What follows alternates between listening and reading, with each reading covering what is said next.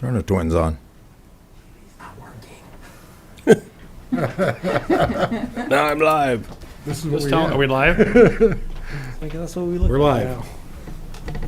All right, we'll call the regular meeting of the New Ulm City Council for Tuesday, August 4th, 2020 at 4:30 PM to order. First item on the agenda is public notice, but we don't need to do that one, so we'll go to item number 2, consent agenda items. What's your wishes? I'll offer a motion to approve those. Second. We have a motion and a second to approve the consent agenda items. Any discussion on any? Seeing none, all in favor say aye. Aye. Aye. Opposed, no. Motion carries. Item number 3.1, conduct a public hearing to consider vacation of a part of 17 South Street adjacent to Block 42 South. Mr. Schnoberg. Dave Schnoberg, Community Development Director. In this particular request, the petitioner is Anthony Golden, who is president of New Ulm Storage Incorporated. This firm is the abutting property owner to the north of the property proposed for vacation. Charter requires an abutting property owner to petition for a street or right-of-way vacation. The street area that's proposed for vacation is generally located east of South German Street and the bike trail, west of the DM&E Canadian Pacific Railroad, and north of New Ulm Steel and Recycling. The street area that we're talking about is 40 feet by 130 feet. And that totals 5,200 square feet. The adjoining or southerly portion of 17 South Street that would match the northerly portion was vacated by the City Council on October 4th, 2011, at the request of Josh Luneberg. The street area that we're talking about is unimproved, and there are no utilities in that street area. The owner has indicated that he will use the vacated street area to improve access to an existing building and possibly to allow the expansion of New Ulm Storage. Staff recommended that the vacation would be approved with conditions, and the City and Public Utility Commission departments as well as local communication companies have no objection to the vacation. The conditions are that they prepare a vacation plat and file the plat and resolution with the Brown County Recorder's Office, and that they pay the vacation fee of $410 for the 5,200 square feet of vacated street right away. This is a parcel of property that would have greater value to the city if it's vacated and paying property taxes than if it's unused city street. That completes the staff report. Thank you, Dave. This is a public hearing. Anybody like to be heard?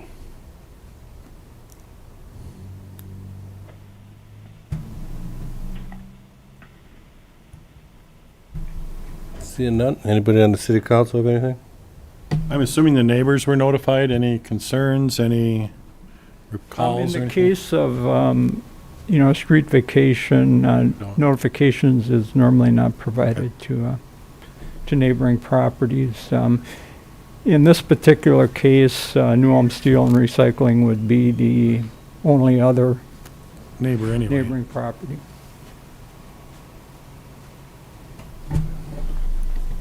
I'll go ahead and offer a motion to close the public hearing, offer a resolution, waive the reading, and approve a resolution vacating that part of 17 South Street adjacent to Lot 7, Block 42, south of Center Street, with the conditions listed by Mr. Snowberg. Second. We have a motion and a second to close public hearing, offer the resolution, waived reading. Any more discussion? Seeing none. Finance Director, please call the roll. Counselor Mack? Yes. Counselor Schultz? Yes. Counselor Christian? Yes. President Schmitz? Yes, motion carries. At this time, we're going to jump to item 7.6. Let me get there.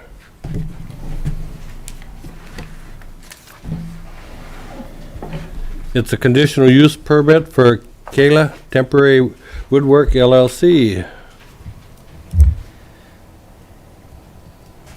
Dave?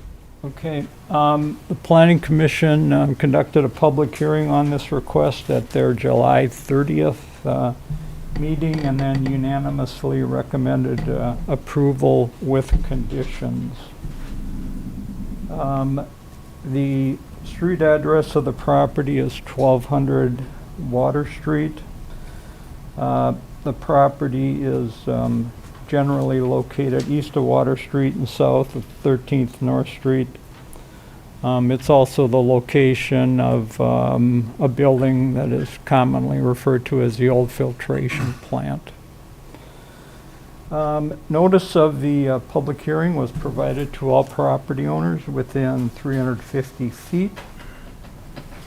The staff report prepared by that was presented to the Planning Commission included some site history, zoning history of the property, as well as the approval criteria. The staff recommended approval of the request, then as did the commission. And the reasons that were identified is one, that the request complies with the conditions required for the granting of a conditional use permit. That's section 9.82 of the city code. 2, there is adequate area to accommodate the sawmill and associated items. I would note that the sawmill is proposed to be located in the area designated as option 2. If you look at the aerial photo that's attached to the application, you will see that location designated.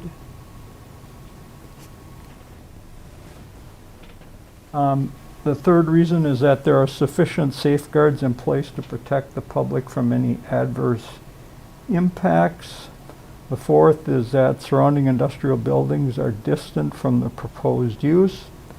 The fifth is that the amount of noise is within an acceptable range. With regards to that issue, staff has viewed and listened to a similar sawmill and found it to generate a tolerable amount of noise. Approval of the conditional use permit will facilitate the expansion of an existing New Ulm business. And the operation of a sawmill as a conditional use would be similar to other permitted uses in industrial zoning district. And 5 different uses were identified for that reason and are noted in the staff report. At the meeting itself, we did have discussion on issues associated with this request, and I'd like to list those. One had to do with the safety of those using the recreational trail and access to this site then. The second had to do with the size of trucks that would be delivering logs to this location. The third had to do with how the electrical transformers that are in front of the building would be protected. The fourth involved where employee parking would be located, and the fifth had to do with the waste that would be generated from the sawmill and how it would be disposed. So those items were discussed and answers were provided by the applicants, and I think that was done to the Planning Commission's satisfaction. And actually the individual that brought it to the attention of the Planning Commission was also satisfied with the responses. So the 5 conditions recommended by the Planning Commission were as follows. 1, that the hours of operation for the sawmill would be between the hours of 8 a.m. to 6 p.m. on Monday through Friday and 9 a.m. to 6 p.m. Saturday and Sunday. Number 2, that the use would comply with the performance standards found in subdivision 8, paragraph B of section 912. Number 3, that no equipment, vehicles, or other materials will be placed or stored in the designated easement areas on the property. 4, that the applicant will operate the sawmill in accordance with manufacturer specifications. And 5, that the police department, fire chief, and building official will inspect the sawmill and its surrounding area on a periodic basis to ensure that the site is being maintained in a safe and secure condition. A couple other things I'd like to note is that, one, in the material that you received for today's meeting, there's a picture of what the sawmill looks like. And then secondly, the applicants indicated that after its use, that they would take the blade off the sawmill until the next time it was put into use. I would note that the applicants are present at today's meeting if council has any questions of them. Thank you, Dave. Your last comment, is the sawing going to happen inside or outside of the building? Outside of the It is building. outside, okay. So this is an outdoor type Outdoor, of use. okay. So I thought I heard there was some cutting going to happen inside, and that's why I was like, why would they take the blade off on the inside of their own building? Okay. I do note in number 6 of their application that they have contacted the neighbors and had no issues. So I'd like this plan. I think that there's not any housing and there's not any homes in the area to complain. I mean, it's all businesses and they're inside working, and you're right that the only issue is that walking track, and I'm sure that our owners are going to keep an eye on making sure that stays clear and clean and safe. And where is that wood going to be piled up at? The logs that come in. I think, why don't we They- let the applicants Okay, maybe yeah. respond to that question? Just state your name and address for the record, please.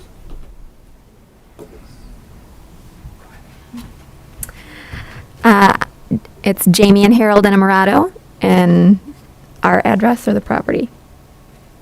Your address. Okay, 718 North Broadway. Thank you. So another thing that's going to come up in today's meeting is regarding the property that's on that site. And if all of this comes together and works out, the wood is going to be stored indoors. But So- the logs are gonna be outside for a short period of time. Okay? So once they are milled, we stack them and we tie them together in a secure way. We make a small pile with those slabs Okay. to air dry first for 3 months, and then they go inside. Okay. Yeah. Okay. I'm looking forward to this. I strongly support it. We need a new business in town, and I think this fits great for that property, and we wish you the best of luck. Thank you.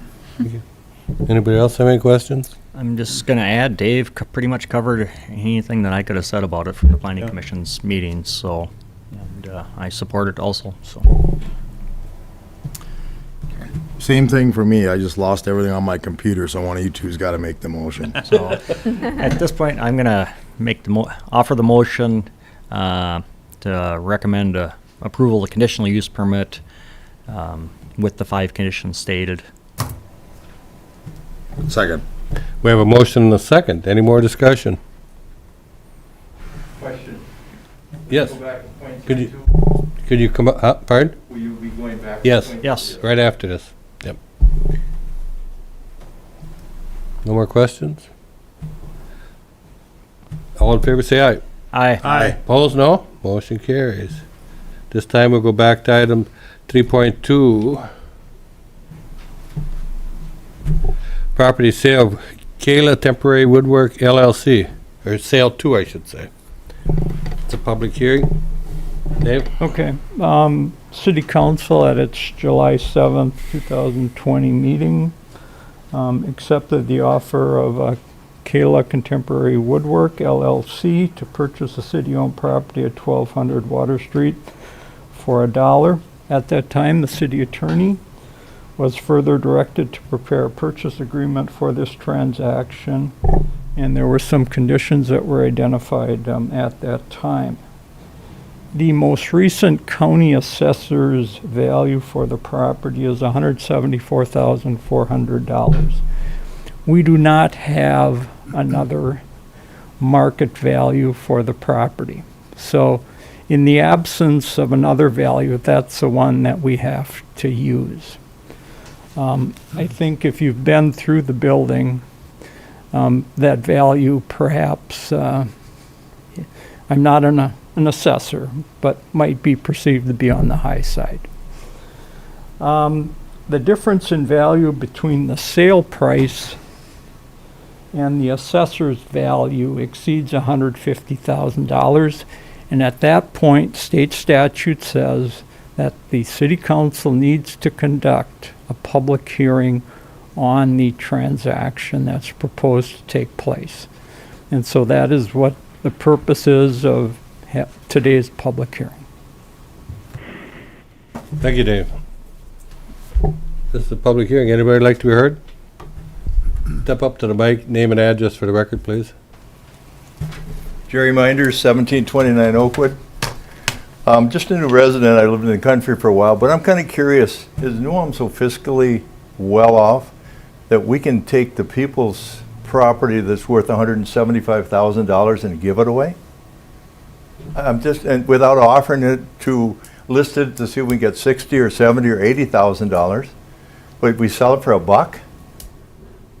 Seriously. I mean, I got $1 here, you got another one? There's a little history to this, so I don't know who wants to take this. Chris, you want to cover it, or? I can add to it when you're done. If nothing else, I've been here a long time. So that property has been vacant for quite some time, and in staff's recommendation, has a negative value to it. We went out to see what it would be to tear down that building, and it would cost the city $135,000. Currently, with the city being the owner, no property tax is being paid on that property. So for the past 10 to 20 years, taxpayers have been paying for a building that we've essentially been using as storage. So We've never tried to sell it during that time? people have looked at it. There was a couple instances where someone wanted to do a land swap for it and pulled out at the last minute. You know, looking at the condition of the building, neighboring business, MBTL has expressed interest in that building a couple times, but has never moved forward with any plans to do something with that building. And so at this time, a business owner is looking to move into that building, take on the risk of putting in the infrastructure, you know, removing the mold, upgrading the electrical, and that building is also in a floodplain, so insurance rates are high. So it's a very limited what can actually go in that building at this time.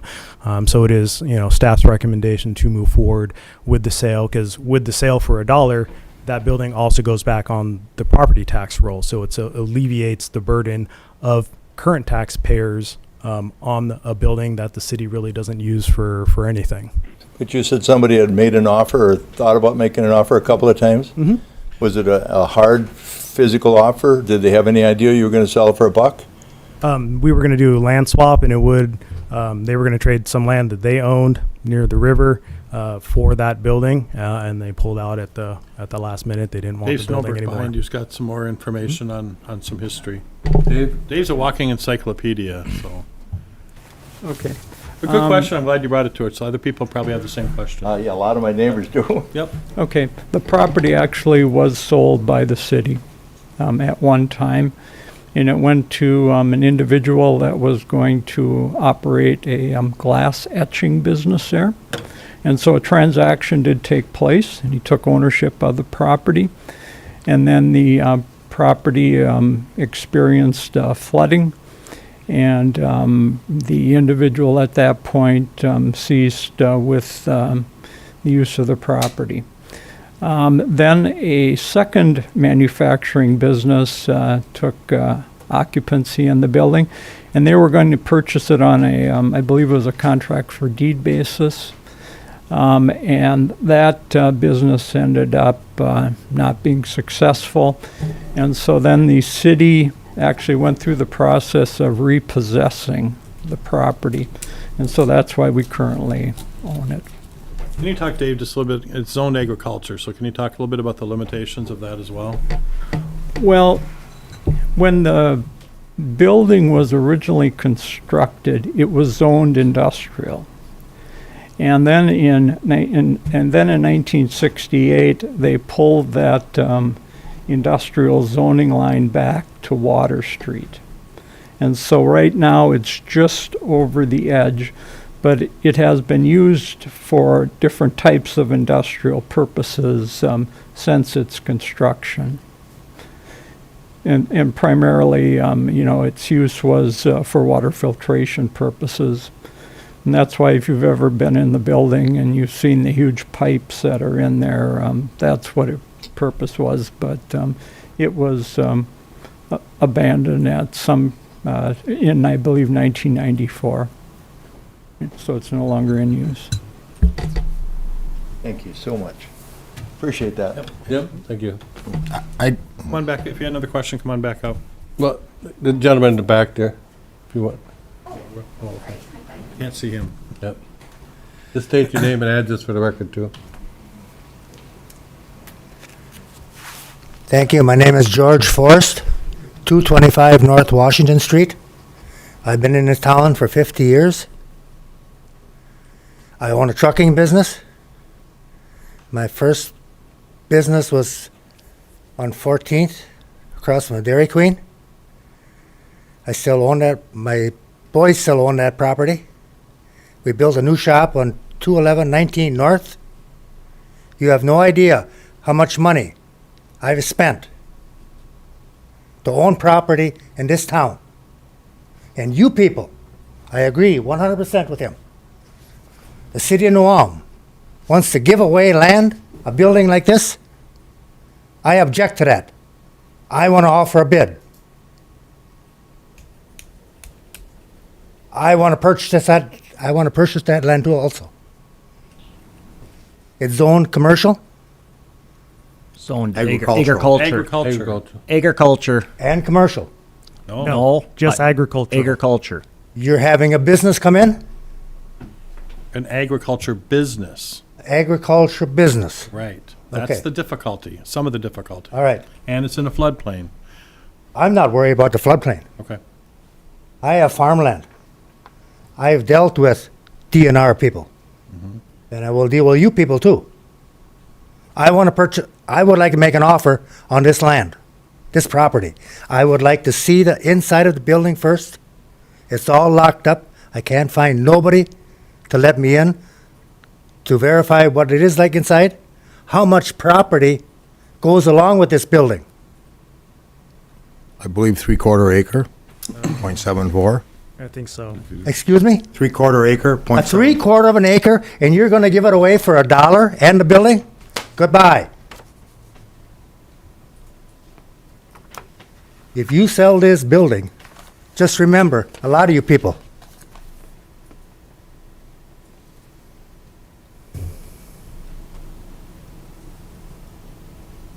I got a call from several people. Amongst all you people, there's only one that voted no. Remember, there's a lot of you people coming up for election. George Forrest. You can look at my house. You can look at my business on 19 North. You can look at my old building by the Dairy Queen. I keep it up. If you sell this property, this building, for $1, you people are going to hit the New Ulm paper big time. Thank you. Thank you.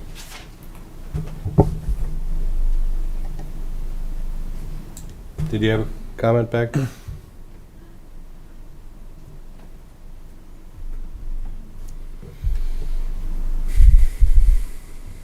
Oh, it's Jamie Enamorado again from 718 North Broadway. So I think that from the outside of the building, especially when we started considering this opportunity, it looks really nice from the outside.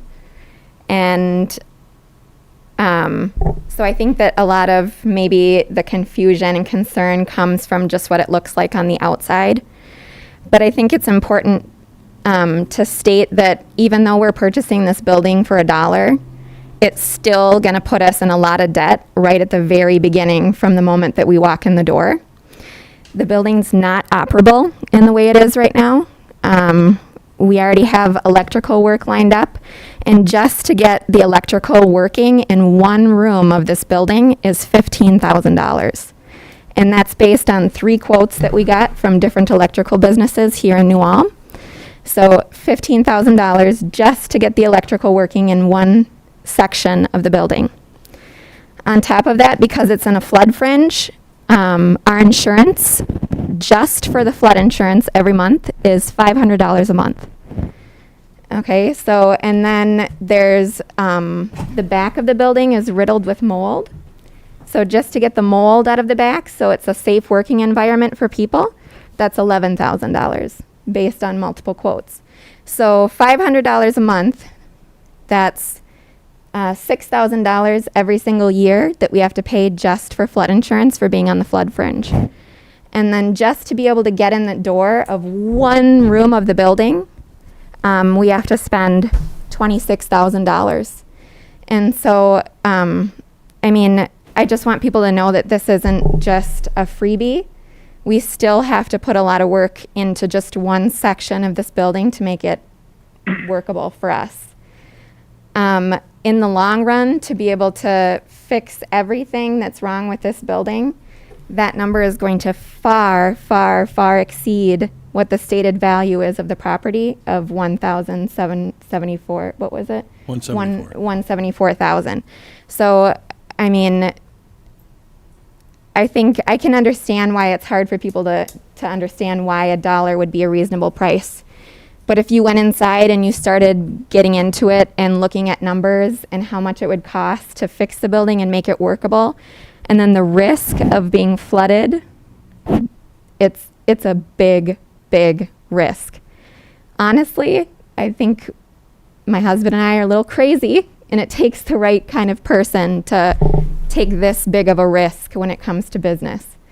We're young and we're just starting out, and I feel like we are in the position where we can take a big risk like this. But I mean, I just want people to know that it's not really just $1, because there's so much more that is going to go into making the building safe and workable for any business. So. I'm going to just touch base with you on a couple of questions. Have you checked out what a roof might cost to replace? We don't have a roof? Yeah, we don't have an age condition on the roof of that property, and we're liable for that property, but I'm sure it's not cheap either. Yeah. Actually, for the building, the roof is fine, which Okay, is funny. okay. We went up there with the inspector, and the roof looks really good. There's one small corner in the back that has some leaking that we need to look at, but the rest of the roof is in really good condition. Okay. Yeah. But, I mean, we just went in with John a couple weeks ago after those big rains, and the one room that we're going to use to in the future was full of water. And so that's just another thing that we're going to have to figure out. We're going to have to raise the doors and find some other solution. So that's just more added cost to the construction that we'll need to do to get up and working in this building. So this is a scary building. It's a big risk.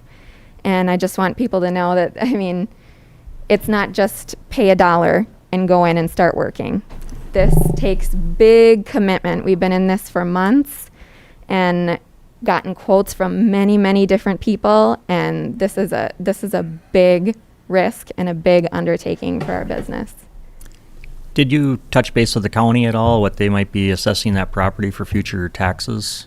You know, Right now, I believe the county assessor was well, at 175, but 74. what you might be anticipated for paying? Was it 5,000 a year, 10,000 a year for property taxes I projected? think maybe that Right. would, I don't know that yet. That might be a question for them, but Okay. Like they said, there wasn't really any building like it around there to be able to make a good judgment on the value. And as Dave said, we're not assessors, but when you walk in the building, it's probably worth less than that. You know, I have a question with that too. We talked about the last time. When was the most recent? When was the county assessor in there? That I Because in don't my know. mind, I've been in the building when it's been flooded, the mold and mildew, the rotted wood. They're out of their mind placing that building at $174,000 value. Yeah. It was publicly owned, so they probably didn't have a Dave? reason to go in. Maybe Dave knows? I believe the county is required to assess public property, and I'm just gonna throw out a number here, and I could be wrong, but like every 5 years, so it's not something that they do, every year. So they were in the building 5 years ago in that condition? Oh. I'm not positive about that, but I know it's not the same as, a regular property. It's because it's city-owned, it's a longer time period that they do, take a look at those buildings. I would say probably the last time they could foreseeably have been in there is when we sold the property. Would probably be the last time they were in there. Other than that, when it came back to us, they would have no reason because we don't pay taxes on that building. And I will add one of the conditions that a couple of counselors had expressed at the July 7th meeting was, how do we make sure that there is something for job retention and things like that. So part of this, we'll be doing a business subsidy agreement, which will have some of those caveats tied in there as far as minimum investment into the property and job retention. So that'll be part of the agreement selling the land. And a question for the city attorney. Okay, you had a gentleman say he wants to buy the building. Legally, I want to do this right. Like, you had somebody that was going to offer us X amount of dollars. Do you give him that opportunity, or this has to be dealt with tonight? Well, I think that's your decision. The previous decision was to accept the offer and direct me to prepare a purchase agreement, which hasn't been finished yet. But until that's signed, under state law, for any sale of real estate to be binding, there has to be a written agreement, which we don't have yet, okay? This is a step, one of the reasons it's on the agenda, I think, is to confirm the council's decision on if you want to go forward with this transaction under these terms. The other part, as mentioned by Mr. Snowbrick, was simply because of what the county has it assessed at. You could look at this as being some type of subsidy in excess of $150,000, so we have to do an agreement. Typically, when we've done these subsidies in the past, there's been an actual loan to a business by the city or the EDA. This is not a loan. And so it's going to be kind of a challenge to come up with an agreement that talks about, well, you've got to maintain these jobs for a period of time, but what happens if you don't? Presumably, the penalty would be the property would revert back to the city. The other matter that the council had mentioned when this was last on the agenda was that in the event that these buyers were to flip the property within 5 years, that the city, as I understood it, would get reimbursed for the land value.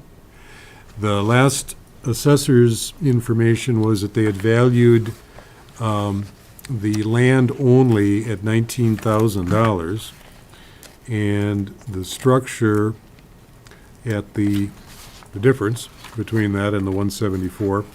The last information that was available was their assessment for 2016. At that time, they had a total assessed value of $169,000, the building at $146,100, and the land at $22,900. And I don't know that the county assessor really gets into things like they should, that it's on the flood fringe. As far as actually looking at the condition of the building with the mold, what reasonable use would anybody have for it? I don't think there's much question about the fact that it's a building with some problems. But to try and finish up on your question, Counselor, I think if the council wanted to defer this for a specified period of time, whether it's Mr. Forst or anyone else, if they're going to come forward and present the city with a written purchase agreement that would otherwise be binding, that would be something you could consider. What caught my attention, what you said, we don't really have the agreement. No, it hasn't been signed. Right. We don't have a signed agreement yet, so I think everyone's options are still on the table. If the business owners who received the conditional use permit, if they were going to change their mind before they signed it, there's no earnest money that's been paid or anything like that, so they would have the right to do that, as would the city. But I think, as the city manager has pointed out, this building has essentially been unused for years. It's not getting any better. It reaches a point where if we were going to look at tearing it down, we'd be looking at over 6 figures in expense for doing that. And then what do we have? Some vacant lot in the flood fringe that the county has valued at $19,000. And if we're going to spend $130 to get 19, that's probably not real good use of taxpayer money either. But if there would be a legitimate offer that someone would be willing to sign, commit to, pay some earnest money, that's something you could consider. But right now, there isn't one, and I understand, at least Mr. Forrest indicated, he hasn't seen the inside of it. I didn't understand if he's saying he'd be interested in buying it, if he had a chance to look at it. He indicated he was going to make an offer, but did not. So I'm not sure.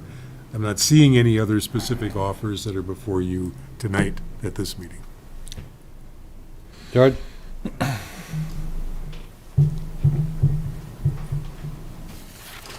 Thank you. Like I said, I have not seen the building also. I would like to see it inside. I've walked around it several times. Like I quoted, like I stated, I'd like to know how much property goes with it. You said approximately a 3/4 of an acre? Approximately? It's 150, That's a lot of land. 150 feet by 120 feet, Okay. roughly. I mean, these people are just talking about the building. I'm talking about the building and the land. These people that want to purchase it for $1, all they're talking about is the building. It's junk. How much money they got to put into it to get it going or restore it, get it back in condition. It's in the floodplain. I don't care what it costs for them insurance. That's none of my business. I'm looking at the building and the property, which I would like to have a chance at. Thank you. Thank you. I guess I didn't state my 2 cents worth. But anyway, I've been aware of that building from the day one when it was built. And it was built not for what it was used for now, which is storage. It was built as a filtration plant. If you ever get into the building, and I've been in it several times, as it was used for storage and before that, a filtration plant is not built to put things in, it's to filter water. So the whole thing is chopped up in small rooms and so forth because there were chambers in there for that purpose. It is not a building that can be used for a lot of purposes. I have no idea what you'd think you'd want to use it for, George, but it is not anything that would ever be handy for trucking business or anything like that. It is not that kind of building. The building, as we stated back years ago, even before I got onto the city council, this building was worthless. And it should have been tore down, but due to the cost and things, it just sat there and people, the utilities started using it for storage and so on and so forth. Finally, a few years back, they decided, well, they need to do something with it because sooner or later the roof's going to cave in and be it is an eyesore to begin with. So then they went out and got a quote, and this is where they came up with about $135,000 to tear it down. So, and like Dave made all the comments in the past, we've had it, we haven't had it, we got it back, so on and so forth, and it's just been a pain in the butt for us. So we have somebody that's willing to come in and use the building, restore the building, and do something with the building and make use out of it, which is great. I think it's good for the economy in New Ulm. The other thing is we have done this in the past. We have given land away for a buck. We bought land just to get a business up and going. We gave the airport land for nothing, 32 acres to the National Guard out there. So it makes sense to do stuff like this for our community. I think it's the right move. I mean, the building had absolutely no use. I can't believe that they could find a use for it. So the only thing is, we don't want it back. I'll be honest. You won't get it back if I can purchase it. Like you people, the city law, George's Ballroom. We don't own that. Harold, Go ahead. 718 North Broadway. So one of the questions for the neighbor that is around the building, he was worried about trucks going into that building. So I don't know how truck business can be there without this neighbor, being worried about that. A lot of trucks in front of a walking path. We are just a small business. It's just my pickup truck and stuff. The building is a lot of work. It's gonna cost us more than the value of the building. But in 10 years, right now, we are just gonna go and start fixing stuff. We got the quotes, she says already, the prices for the quote. That's not even fixing the floating problem. We have floated twice this season already. Like last week, there were water inside the building. We need to put insulation in the building. It's a big building to put insulation. Just that, I don't know how much it is. It's like she says, it's just $1, but it's a lot of money. So, thank you. I got a question for you. Yeah. And it's none of my damn business, but I'm gonna ask it anyway. You really think you can make it go, but sticking all that in there?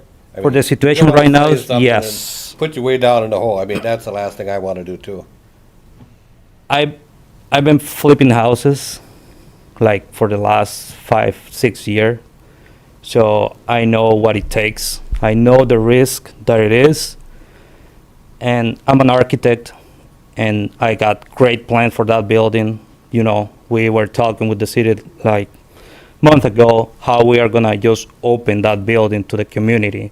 So we are talking about having like activities for the kids to go and build stuff, for people to go there, like a DIY projects and stuff. They were saying that we need to build a barrier, like a fence between the track where the people walks to the building. And I was just thinking, what about if we just talk with the city, build a huge bench so people can just sit over there, try to mix the building with what is going on in the zone. So yes, it is a huge risk, and right now it's a really tricky moment in the economy. And yes, we want to make it, and we are going to make it. Thank you. Thank you. I'd like to give a couple of comments. I think to have George have an opportunity. I mean, I'd like to let him take a look at it, or anybody else in the community if they feel that they've got a use for it. I'd like to support Cala and the opportunity and that they want to renovate the building. I know we've sold property for $1 and people have built structures and we've got the taxes off the property. I'd also like to have the county go through the buildings so we have an up-to-date value on it. I agree on that. Just to be fair to the public, we don't know if it was 5 years ago or if it was 3 years ago, and just get some due diligence done with it in those capacities. And I would be fine to table this issue tonight, post it out for a proposal if anybody in the community would like to come forward with a written purchase agreement and present something. But if we do that, we need to set a deadline. We just- Correct. We can't let somebody hang here. Right. Correct. And the one other comment I have, I'm still just a little nervous where I'd like to see that the buyer beware and you just, The other thing is, we have to, as a council, have to be concerned, it's zoned agriculture, so otherwise, if we're thinking it's gonna be manufacturing, we're gonna be entering into, I'll let Dave. Couple comments. One is the amount of land area is .72 acres. .72? .72. Okay, your form says 7.74, do you? Well, I found one that said .72. Okay. That's But not- including the building area. That's including the building area, but directly behind the building, and there's photographs that show it, it drops off. So that's not all at, one elevation. So just wanted you to. And what I was, Well, the other thing I wanted to note is that the building from a land use standpoint is legally non-conforming as industrial. So that's how we deal with that land use issue. Because when it was constructed, it was an industrial building in an industrial zoning district. And even though the zoning has changed, it has continued to be used for what are essentially industrial purposes. So that's why it's a legally non-conforming industrial use. So if anybody would throw a price in to us, we have to know exactly what they're gonna use it for right away, right? I mean, we. Well, they can't use it if it's not for an industrial purpose. Mhm. Or for something that's permitted in the RA zoning district, yeah. Can you give some examples of that for people that are listening? As far as, Agriculture type of businesses? well, I think, industrial types of uses could be there. Or in the RA zone, you're pretty much limited to agricultural types of uses, so. Because that was part of our discussion a couple of weeks ago, is it really limits what kind of business can go in that particular location, and it was certainly a large part of our decision. You know, if I may speak, I think a couple other matters, the council can do whatever you want to on this one way or another, continue it.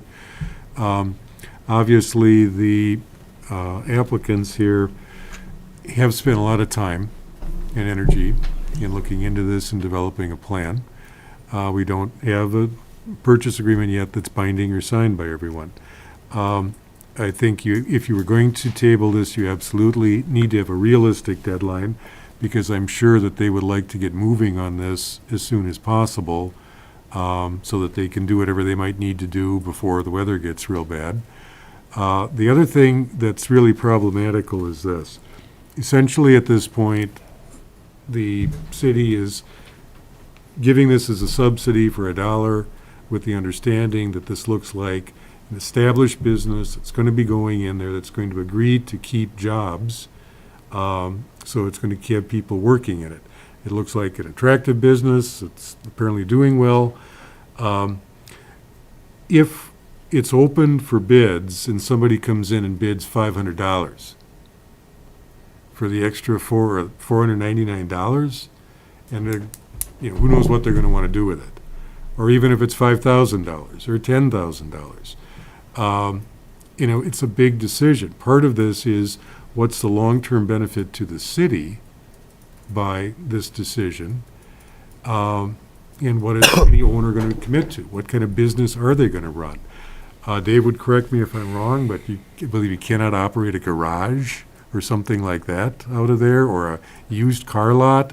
If we're going to have, we've been talking about blight in the past, if we're going to have some business that's going to end up with junk cars out there, that's not what we're looking for.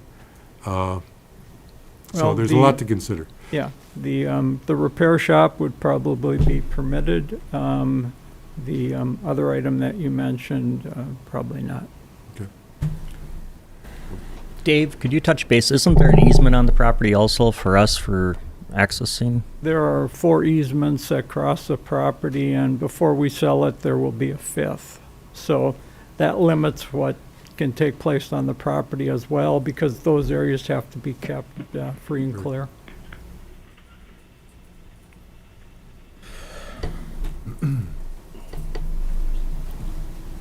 Hi, I'm Harold. Yeah, we already, like he says, we already invest a lot of time into this process. And not just time, we got $20,000 sitting outside my shop right now because I cannot operate my sawmill. And I need to pay that every month. I took a loan to buy that, to open a new business here in New Ulm, hiring New Ulm people.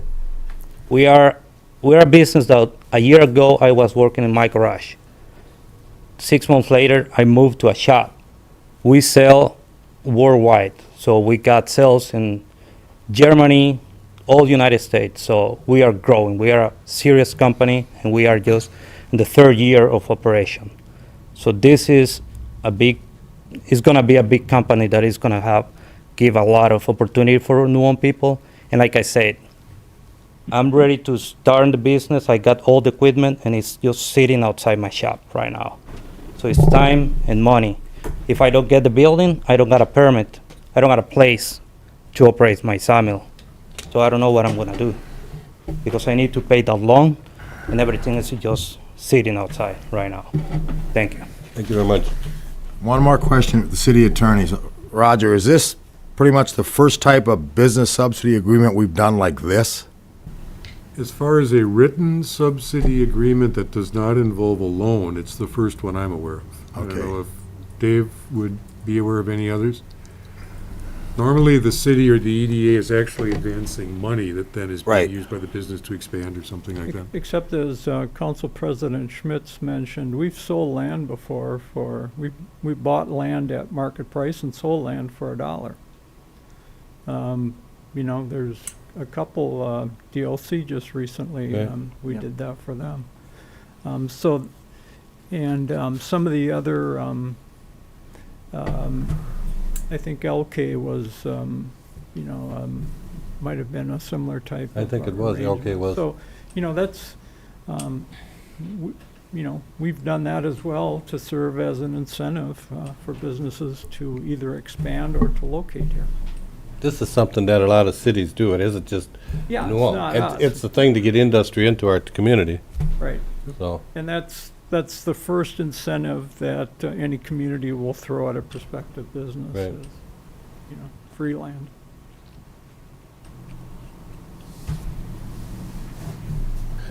Chris? You know, and I will say this is a good opportunity for us to look at what we do as a city as far as economic development goes. Again, that's why I was originally hired here, was for my economic development expertise. And to me, this is an opportunity for us to take a business and move them through the steps of homegrown to in a shop to expand in a facility and hire individuals.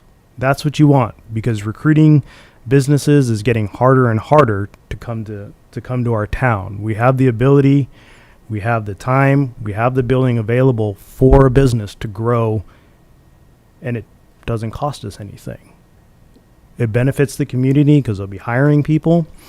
It puts a building that isn't on the tax rolls back on the tax rolls, and it takes something off our hands that we don't have to maintain anymore. So again, I think it's just a win-win and shows outside the community and even in our community that we're willing to do what we need to do to help businesses thrive. You know, and again, we can use this as an example for downtown businesses. How are we going to attract businesses downtown? And these are those steps where people can see that investing money in the community, because they're going to invest money in that building. So again, that's money out of their pocket they're putting back in other New Ulm businesses, electricians, you know, roofers, things like that, contractors to come in with that building. So them getting this building for $1 actually spreads that wealth throughout the community, because they all have to get paid to renovate that building. And that's kind of what economic development is all about. Thank you, Chris.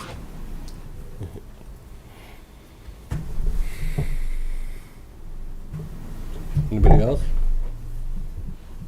But I guess I agree with Roger to the extent that if we would go out and solicit some bids, I don't want to sit up here and have somebody come back next week for $1,000 or $5,000 when we got somebody here that's willing to go forward with something that's going to be good for the community.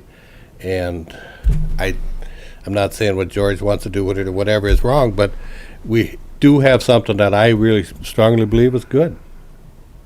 So, and like I said, it isn't the first time we've done something for $1, so we've done a lot bigger projects for $1, so.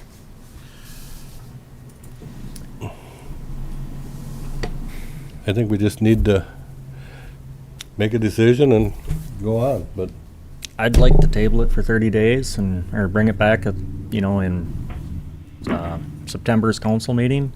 Have the county go through and reevaluate it so we know where that number is, what the land value and the building value and the condition that it is currently in. And give George an opportunity to go through and assess it and come back with a plan of how he wants to utilize that building if it meets conditions that could be usable with that limited use. That's just my 2 cents. And we did our due diligence. My concern with that decision is we could end up sitting on this for another 20 years with no buyers. If these current people back out and find some other option or location. As our president said, we got some property here that these people are willing to invest in and build and bring some jobs into our community. We have one person said, I want to put a bid in on that, but it's been around for 20 years. I don't know. I'm not a real favor of putting this off. That's a consensus by the council. I'll go along with it, but I'm not going to support that tonight. I think we need to move on and get this property moving and get some jobs in our community. It's a unique property. A lot of people didn't know that. They know that now. This is not a lot sitting on Broadway. This is a very unique building and with a lot of issues and concerns and that people didn't realize before. And I think once they understand that, I think it's going to be a lot different response. and the bottom line is saving us $135,000. Thank you. Because that's what we were looking at, tearing it down. Seriously, we were.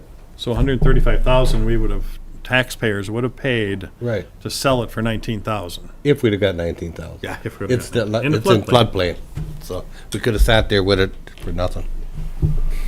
And still spent the money.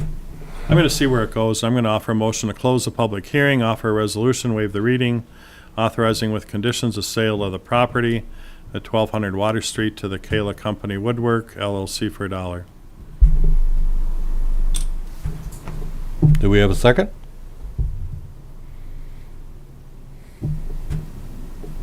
Do we have a second?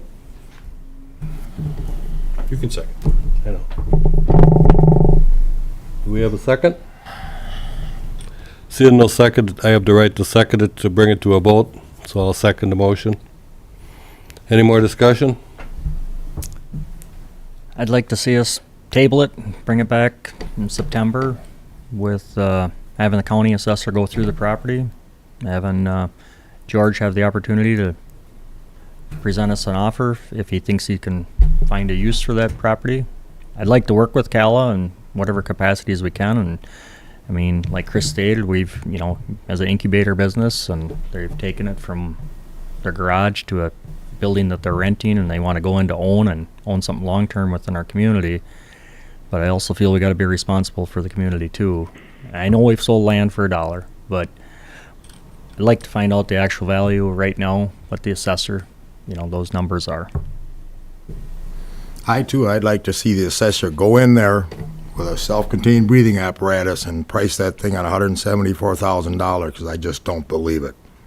I mean, that's what a lot of people that talked to me in the last 2 days, really, $174,000 building, we're going to sell it for $1.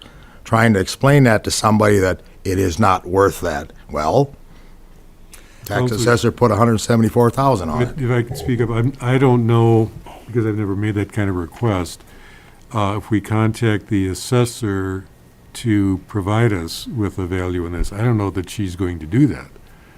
She's got her timetable. She's not a private appraiser.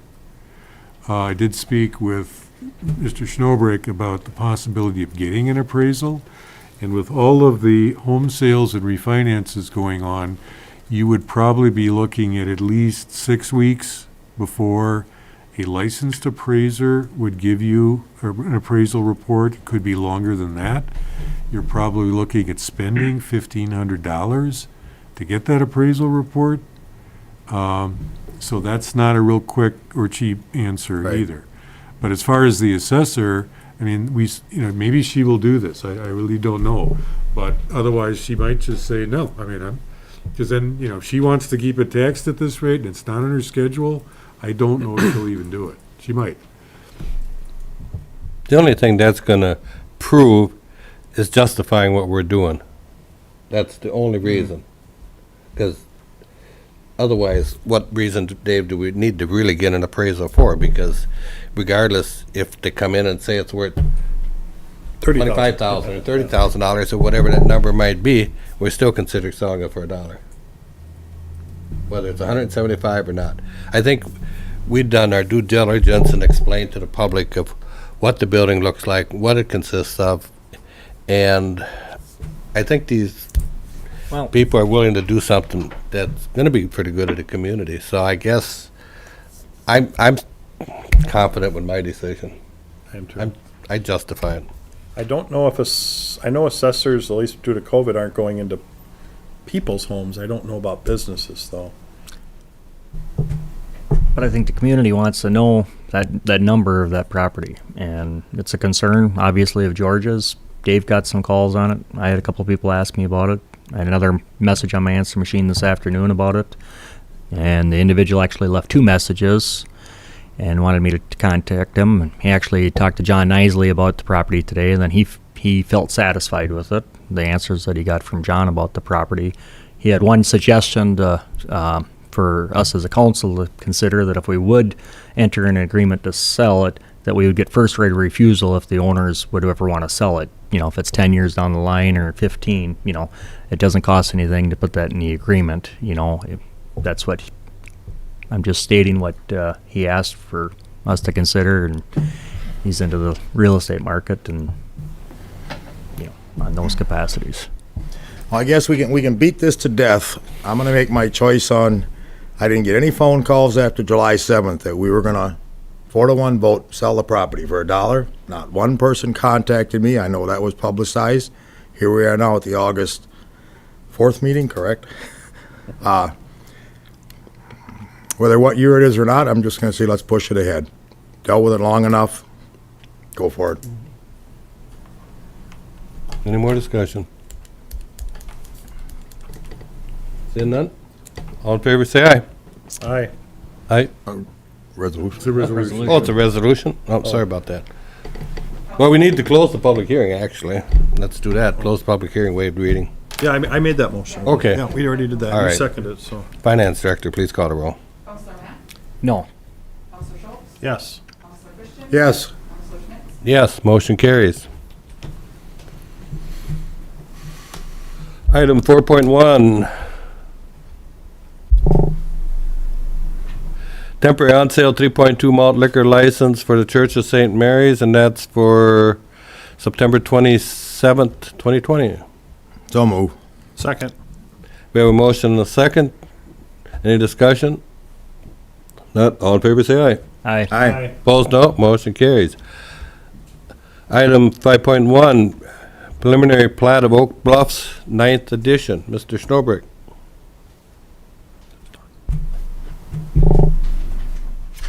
Okay, members of the city council, planning commission recommended approval of the preliminary plat at their July 30th meeting. The applicant is Mike Kroll. The property owner is M&D Properties LLC. The property is currently described as one lot, so it's Lot 1, Block 1, Oak Bluffs, 8th edition. And that plat was approved about a year ago. The plat area is 4.75 acres. The plat would convert that one lot into 5 lots. And on those 5 lots, we would have, on lots 1 and 2, a twin home. On lots 3 and 4, we would have 2 single-family residences. And on lot 5 is tentatively planned 3 fourplexes. All of the lots comply with city code requirements. Now, the proposed land use for lot 5 will require the owner to secure a conditional use permit. The property was zoned to R3 in 2000 solely for development as a community unit project pursuant to certain sections of the city code. And its designation as a community unit project requires a conditional use permit. And that requirement is something that would end up in the project development agreement. So the recommended conditions are pay the plating fee of $300. It's a base fee of $150 and $30 per lot. Provide an electronic file of the plat. As far as parkland dedication is concerned, a fee was paid for the property back in 2000 at the time of the platting of Oak Bluff's first edition, so that it's not necessary for a fee to be paid. Enter into a development agreement, and finally, prior to any construction activity on the property, it will be necessary for a stormwater treatment facility to be constructed to serve the platted area. This area was never included in any of the other stormwater improvements that have taken place in this area of the community. That concludes the staff report. Thank you, Dave. Any questions for Dave? So these are really huge lots, right? I mean, 12,000 square foot lots, two of them. Not really. Actually, they mirror pretty much fairly close to the ones across the street, I think, Okay. or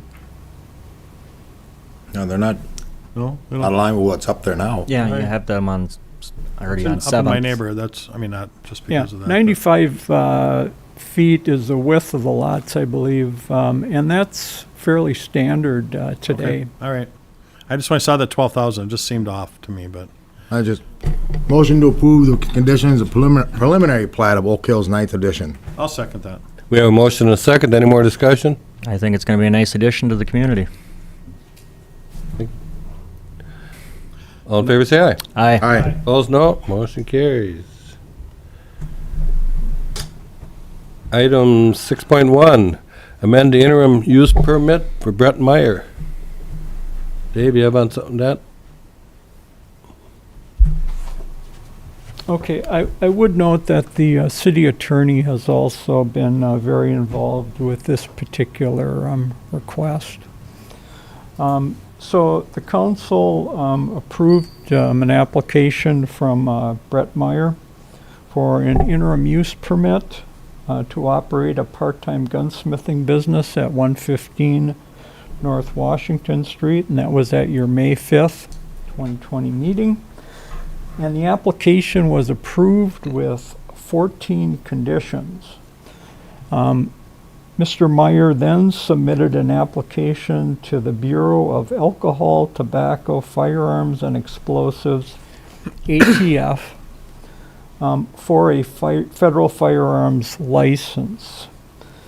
The ATF has contacted us requesting clarification on two of the conditions that were included with the approval, and those were conditions number 8, and condition number 8 read that the applicant will not conduct retail sales of business-related products on the property, and condition number 13, which was that all firearms will be stored in a secured location within the structure on the property.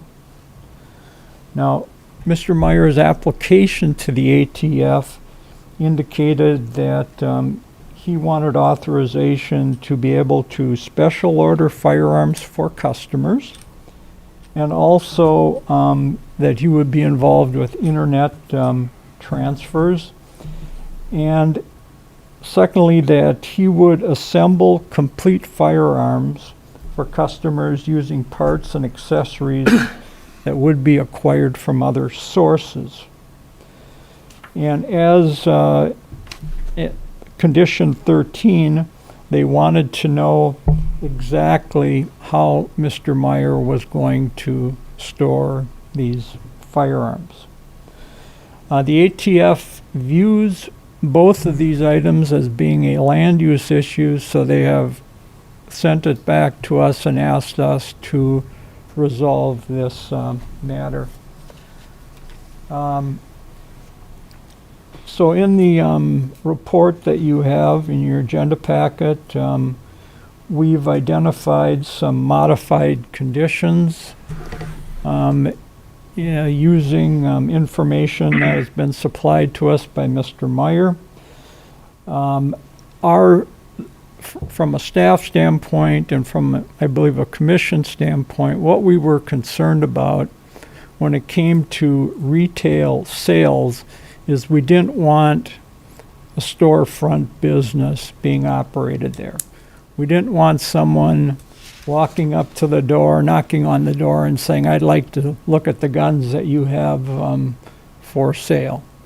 We wanted that type of traffic not to take place at that location. It's a residential zoning district. So that was the purpose for the condition. We really didn't talk about internet sales or anything like that. It was just, we didn't want customer traffic there.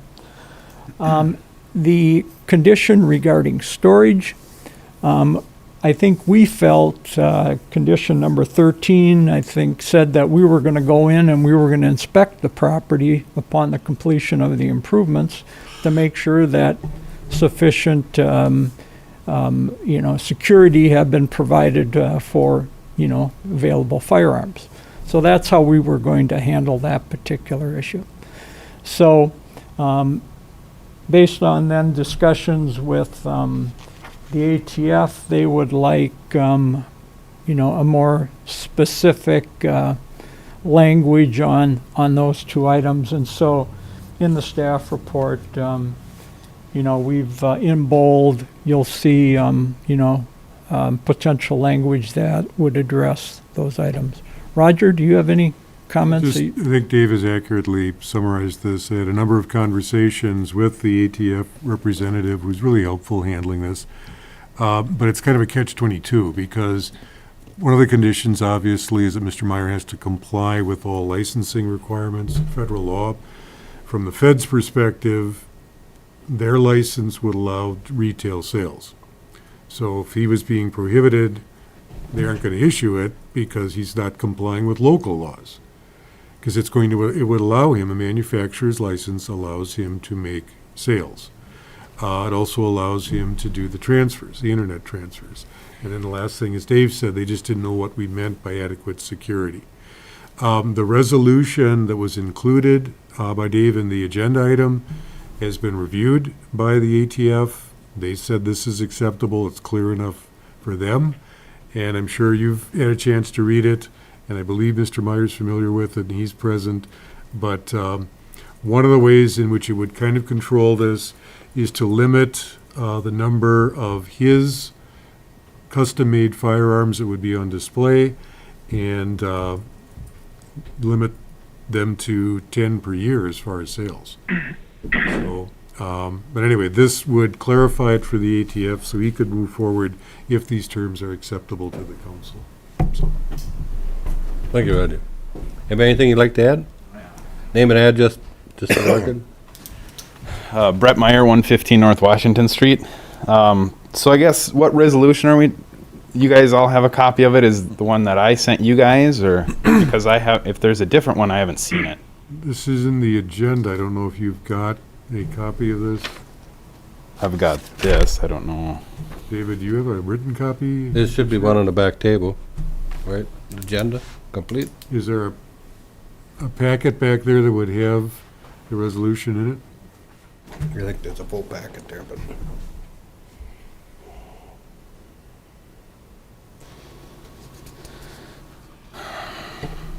So is this? Go to the second page. Okay.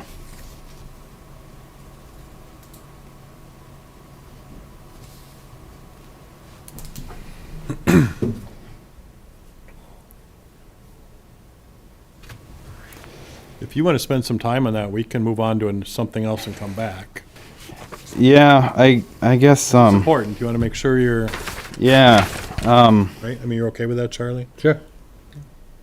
yeah, let me do that. Let's just and then study Alright. that and we'll skip it and come We'll back. just come back to this one when you're ready. Just raise your hand. Yep. We'll go on to new business, 7.1.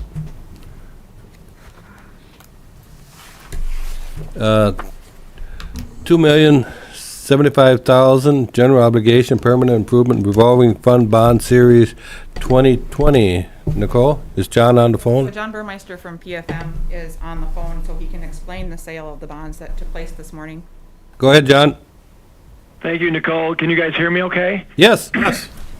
All right, very good. Thank you. As Nicole indicated, we took proposals for the sale of the $2,075,000 general obligation permanent improvement revolving fund bonds. I think in somewhere in your packet or hopefully in front of you have the results of sale. And if not, I can certainly read through this. We ended up getting 8 different bids from underwriters.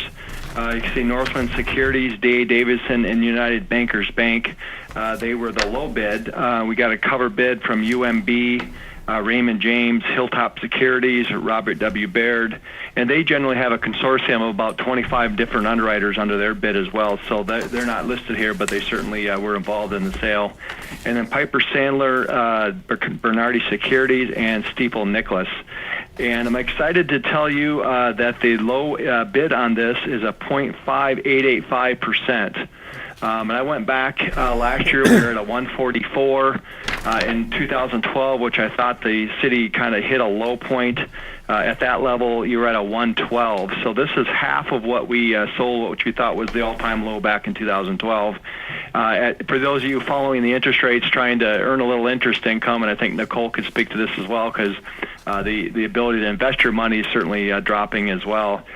Interest rates, they actually dropped to an all-time low on March 9th. And then with the economy kind of coming to a screeching halt there at the end of March, they spiked up 2% in a matter of 2 weeks. And now here on August 4th, interest rates are actually 0.25% lower than they were on March 9th, which was all time. So we're approaching very low interest rates. In fact, if you look at the yields there on the front page, you can see that the investor of this, they're getting a 1% interest rate, and they're going to earn a 0.83% or 0.83% yield on that. So effectively, folks are investing their money at 0.83%. With an average there of 5.885%. After the bids, we did go ahead and resize these bonds lower. They did have a small premium on that of about $100,000, and so we reduced the par amount to $1,965,000. And that actually resulted in a slightly lower true interest cost here at a 0.5742%. So with that, if there aren't any questions, I would recommend that you award this to Northland Securities and their consortium at a 0.5742%, borrowing $1,965,000. I agree. Jeff. So, I agree. Agree. you want it? Go ahead. I'll go ahead and offer the resolution, waive the reading, authorizing the issuance and awarding the sale to Northland Securities Incorporated, fixing the form and details for $2,075,000 general obligation permanent improvement revolving fund series bond 2020. Authorize the mayor and the finance director to execute the bond documents on behalf of the city of New Ulm to the 2020 CIP improvement projects. Second. We have a motion and a second to offer the resolution, waive the reading. Any more discussion? Seeing none, Finance Director, please call the roll. Counselor Mack? Yes. Counselor Schultz? Yes. Counselor Christian? Yes. President Trump? Yes, motion carries. Thank you, John. Thank you. We'll go on to item 7.2, Moody Investment, huh? Oh, are you ready? Want to finish this Okay, next one? we'll go since we back. gotta- I was thinking, can we let John, because John's going to do Oh, Sure. let's, John can okay. drop off the phone. All right. Go ahead, John. Yeah, so the next item on the agenda is the Moody's Investor Rating Report. Again, Moody's did reconfirm your strong AA2 rating, as they have in the past. The report there, I believe, is in front of you or in your packet. And I'd like to draw your attention, if you do have an opportunity at some point to review through that, going on page 5 of page 7. After the financial crisis back in 2008 and 2009, the rating agencies really opened up their, what I'll call their black box. They never really shared a lot of this data with us in the past. And on the very page 5, what's interesting here is they're now opening up their black box, and they're kind of grading the city on each one of the various categories that they kind of rate, one being the size of the tax base. And here we've mentioned this over the years, the tax base of the city is generally lower than what your strong rating indicates, meaning that most AA2 rated cities are a lot bigger than you are. And so that criteria, which we've said is kind of a small indicator of how strong you really are, is only rated an A for that various component. You can see the full value per capita, AA. And then really the strength of the city's rating is the finances, your budgeting, your general fund balance, the conservative nature of all of the finances that you're doing, making the necessary cuts where you need to. That is a AAA in both the fund balance as well as the cash balance on hand. So you are extremely well in the area that you can control, which is the budget and the general fund balances and that sort of thing. You can see in the state of Minnesota, they give you an institutional score of a AA that just reflects the laws of the state of Minnesota. And then you can see there that they've indicated that your debt outstanding is in the A category, meaning you have a little higher than the AA category rated bonds. But counter to that, I would say that your bonds are very short. You can notice tonight the term of the bonds was 10 years. And in fact, Nicole and the finance department and I work really hard to the extent that there's any special assessments. You may recall that there's every year we're paying off even earlier than 10 years a lot of the bonds. In fact, we're approving $900,000 to be redeemed on December 1st. So your bonds are being paid off faster than 10 years, generally speaking. And then they do rate you up because under the state of Minnesota, Nicole, when she does the budget, has to basically levy for 105% of the payment. So Moody's really likes that adjustment, and so they're giving you an uptick on their notching factors for that security feature that the state of Minnesota offers. So they're assigning that AA too. So my advice to you is keep up the good work. You guys are doing a great job. Because we got the AA2 rated rating, we ended up getting 8 bids. There's at least 30, probably 40 underwriters that are fighting over your bonds, and that really reflects the reason why we're borrowing here at a 10-year term at a 0.5742%. In addition to the short-term and low interest rates, you are getting some of the lowest interest rate cost borrowing that the market can provide to you. So keep up the good work. I'll open up to any questions that you might have. Anybody have any questions for John? Thank you for the good news. Yep. Yeah. Thank you very much. And Have a thanks good to one, Nicole John. and her staff as well. Thank you for allowing me to present tonight over the phone. I appreciate it. The PFM has us on a travel lockdown, and they're making everyone work remotely all across the United States, so I appreciate your flexibility. I guess I forgot. I probably could have moved you up a little sooner, but at least you got to listen to us for a while, so. Yeah, no worries. I appreciate being able to present to you remotely, so that's no worries All right. at all. Thanks, you. John. Thanks, John. I'm going to receive notification Moody's Investor Service is assigned a AA2 rating to the City of New Ulm General Obligation Permanent and Improving Revolving Loan Bonds Series 2020. I'll second. We have motion and a second. Any more discussion? Seeing none? All in favor, say aye. Aye. Aye. Opposed, no. Motion carries. Okay, now we'll jump back to item Thanks, John. 6.1. And you can come back up to the mic. The amended interim use permit, Brett Meyer. Yep, Brett Meyer.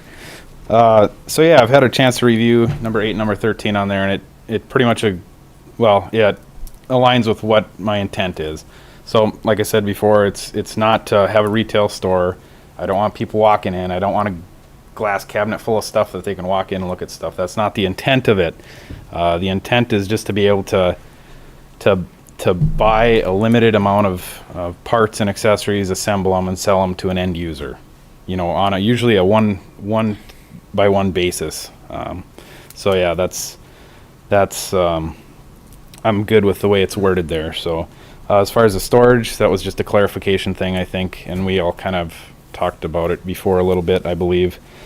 And then, yeah, the transfers, it's just being able to get stuff directly to me. That's half the reason for a federal firearms license, is to be able to move that stuff around legally. So I'm okay with the wording that is in the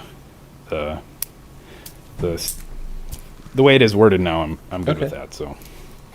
Thank you very much. Yep. That's why I wanted to make sure you had the time to read that, because I didn't want you to come back later and say, oh. Yep. And it's always good to be able to have that. Yep, time and it's to pretty read. much, I sent off a copy to Dave and Mr. Hibbert there of what I was looking for, and that's pretty much what they gave back to me, so Okay. it looks good to me. I'll go ahead and offer a resolution, waive the reading, approving the amendment of the interim use permit issued to Brett Meyer, authorizing the operation of a part-time gunsmithing business at the property legally described as Lot 4, Block 140, north of Center Street. The street address of the property is 115 North Washington Street. I'm going to second that, and I'm just going to add, at least now we know as a planning commission more about doing these types of conditional use permits, because it doesn't come up that often. And Hopefully you'll have a business downtown in no time. Thank you. We have a motion and a second to offer resolution waived reading. Any more discussion? Seeing none? Finance Director, please call the roll. Counselor Mack? Yes. Counselor Schultz? Yes. Counselor Christian? Yes. President Schmitz? Yes, motion carries. Item 7.3, set a public hearing for the 2019 MSAS Improvement Project. Joe? Thank you, Mr. President, City Councilors. Joe Stadheim, interim city engineer. The final assessment rolls for the 2019 MSA Improvement Project have been prepared and before you tonight, and we'd like to set the public hearing for Tuesday, September 1st. The 2019 MSAS Improvement Project was 5th North Street between Garden and North Island Avenue. So if you have any questions on that, we will distribute the the public hearing notices 14 days prior to the public hearing. Motion to approve the final assessment rules for the 2019 MSAS Improvement Project. Set a date for a public hearing for Tuesday, September 1, 2020 at 4:30. I'll second. We have a motion and a second. Any more discussion? Seeing none? All in favor, say aye. Aye. Aye. Opposed, no. Motion carries. Item 7.4, U.S. Department of Agriculture grant loan for the New Ulm Rural Fire Association. You have something you want to talk about on that, Paul? Just give us a brief overview.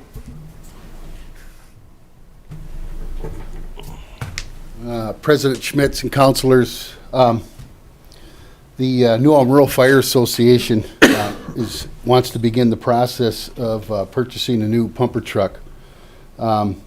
Because of the group that they are, and they consist of three full townships and 2 partial townships in 2 different counties.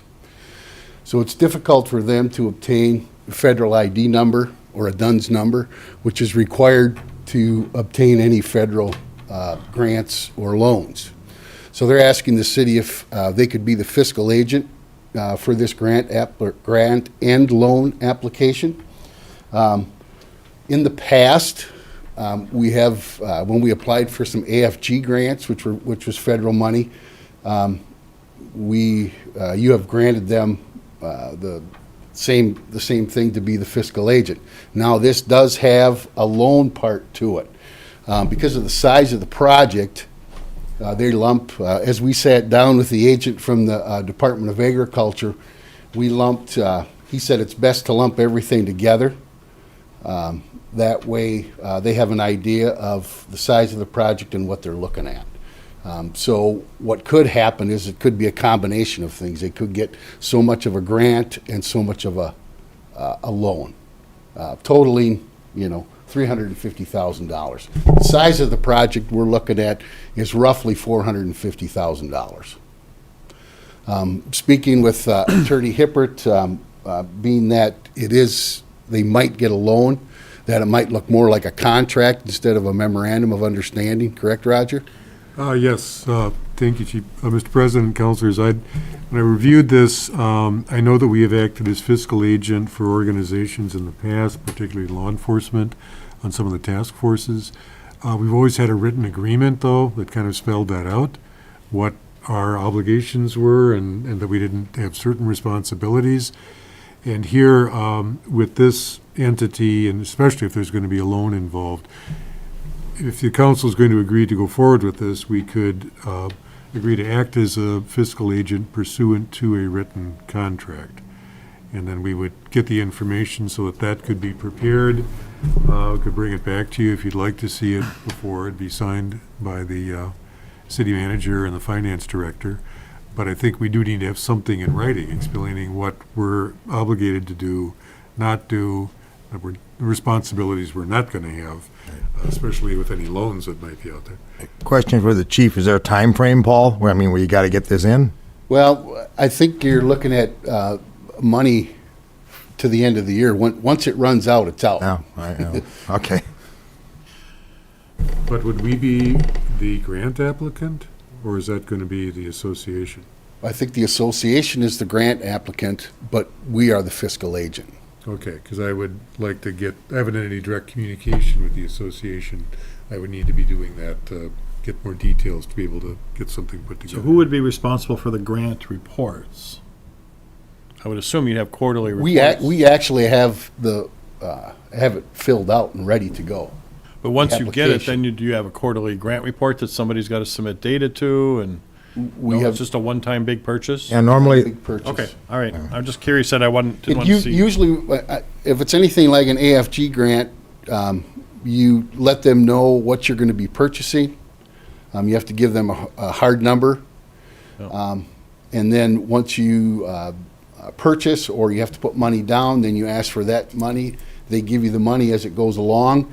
And then when the final ending is, you have to show them, you give them a final report, and that usually does it. And I'm not sure if they're here tonight. I know in the past, when we've bought trucks, we've ordered them, and those were custom. I don't know if they're doing the same kind of arrangement. If there's someone who's looking at a contract to be signed by somebody who's going to be then responsible for paying for this fire truck, and is that all them? Well, I'll let Mr. Berg explain that to you.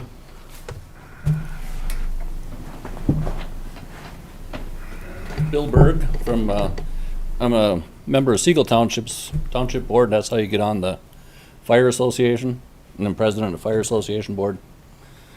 So yeah, we're just mainly we looked in, the grant is what we were interested in, and they decided that we might as well go along, apply for the grant and the loan both.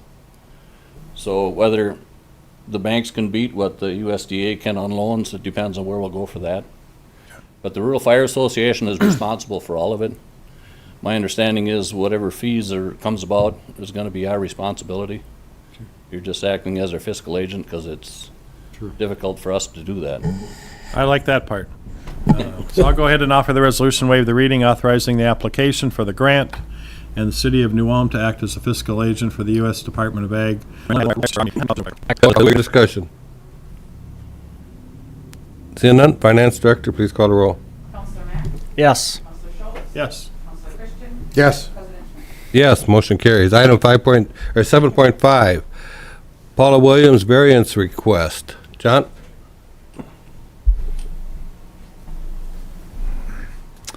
Good evening. This variance request is to reduce the side yard setback from 10 feet to 6 feet for the construction of an attached garage. The applicant is Scott Kroll. The property owner is Paula Williamson, and the property is located at 118 North Highland Avenue. This property is zoned R1 single family residence, and it's surrounded by the R1 zoning district, so other single family residences. There was a public hearing notice published in the Journal on July 18th, 2020, and to date we have had no comments on this variance request. So what they're actually requesting is to construct a 14 by 33 foot long attached garage that would be 6 feet from the south property line, which would be their side property line. The garage will replace a pre-existing garage and will go no closer to the property line. All it's doing is extending further into the backyard, and it will meet the rear yard setbacks as well. That addition will be 11 feet longer than what was previously there. I should note that all the properties between Center Street and Hilltop Avenue and then east of Highland were all constructed in the 1950s to like the early 1960s. And that was before the current zoning code was adopted. Therefore, a lot of those homes or their attached garages are closer to the property line than the required side property line than the required 10 feet. The Planning Commission at its last meeting on July 30th did request approval, request approval of this variance with one condition, that the property owner coordinate with the building inspector to verify the property line before construction starts. I drive Thank by you, that Doug. property every day, and it is a nice property. And I'm going to go ahead and offer the motion as stated to reduce the side yard setback from 10 feet to 6 feet for the construction of a garage. I'm gonna, If I could just interject, we have the motion correctly stated. Could you reference either the address of the property Yes. or the legal description, please? Thank you. To the, this 118 is in North regard to the Highland. Paula Williams variance request. Yeah.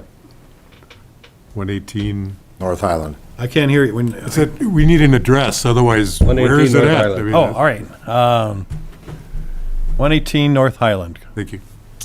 I'm gonna second that and just state, in 1956 to times now, everybody wants a little more garage Yeah, space, they- and they're absolutely. trying, they're not going any further over, and staff is gonna review it before they start digging and construction, so. Thank you. Any more discussion? I have one question for the city attorney. I'm not related to the property owner, but related to the applicant, Mr. Kroll. Should I be abstaining from that or not?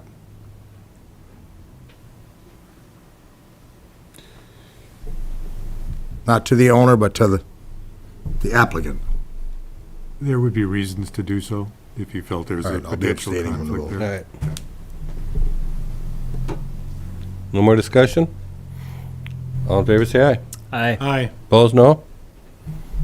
All right, we'll go on to item 7.7. Consider bridge inspection agreement with Brown County. Joe? Thank you, Mr. President, City Councilors. This item comes before you today with the recent retirement of City Engineer Kaler. The city doesn't have anyone certified by the state of Minnesota to perform bridge inspections. The bridge inspection certification process is 6 to 12 weeks of in-person school. And obviously with COVID and stuff, there's no classes happening right now, and that would take away considerable staff time for that amount of time to become certified. We entered into discussions with Wayne Stevens, the Brown County Highway Engineer, to see, one, if their staff would have the time to do our bridges, to inspect our bridges, and two, if they would be willing to do so. That conversation with Wayne went really well. They could squeeze our 5 bridges in during their inspection cycle when they do the other county bridges within Brown County. The bridges that the city of New Ulm has jurisdiction over are the 2 highway bridges or roadway bridges, which are Bridge 08520, which is the 20th South CASA 37 Bridge over the Minnesota River. Bridge 08529 is the Cottonwood River Bridge over on Cottonwood Street. And then we have a handful of railroad bridges, 3 of those, over 6th North, 12th North, and then the pedestrian underpass at 19th North Street. The county engineer brought this item before the highway committee to get their blessing, and the highway committee was fully on board with using county staff to do the inspections on behalf of the city. A couple items that were stated was just jurisdictions working together to save money. The other option, in lieu of using county staff, would be to hire a consulting engineering firm to do this, to do the inspections for us as well. But the belief is that we can save considerable costs by using county staff, as they are looking to just be reimbursed for their time. They're not looking to make a profit doing this for us. So it would just be the few hours it takes to do the inspections, plus any equipment time that may be needed. That's a quick summary. If you have any questions, I'd be happy to answer those. I did work with the city attorney while I drafted this agreement, and the county engineer also reviewed it and did not have any issues with the agreement as written. Is this something you think that could be a future long-term agreement that would just be cheaper for us just to contract with them to versus, I don't know how much that training costs, and I'm Yeah. sure there's up annual or Recertifications. That is my intent. If approved, this would be a yearly thing that they would just add to I their. kind of like the their idea of list. sharing the resource. Yeah. Any other questions for Joe? Seeing none, entertain a motion. Motion to approve the bridge inspections agreement with Brown County for county staff to perform the necessary bridge inspections on the 2 New Ulm roadway bridges and 3 railway bridges within New Ulm corporate limits. Second. We have a motion and a second. Any more discussion? I should note one other thing, Mr. President, is that this will go to the county commissioners for final approval Okay. if approved tonight. Thank you. No more discussion? All in favor, say aye. Aye. Aye. Opposed, no. Motion carries. Item 8.1, report of claims. Accept a list of claims paid in amount of $2,368,384.13 and a list of claims to be paid in the amount of $1,514,727.23. So move. Second. We have a motion and a second. Any discussion? Seeing none? All in favor, say aye. Aye. Aye. Opposed, no. Motion carries. Item 9.1, adjourn to the canvas 2020 primary election results for August 14, 2020 at 12 p.m. I'll move it. The chambers. Second. Second. We have a motion and a second. All in favor, say aye. Aye. Aye. Opposed, no. Motion carries. With no more business, meeting adjourned.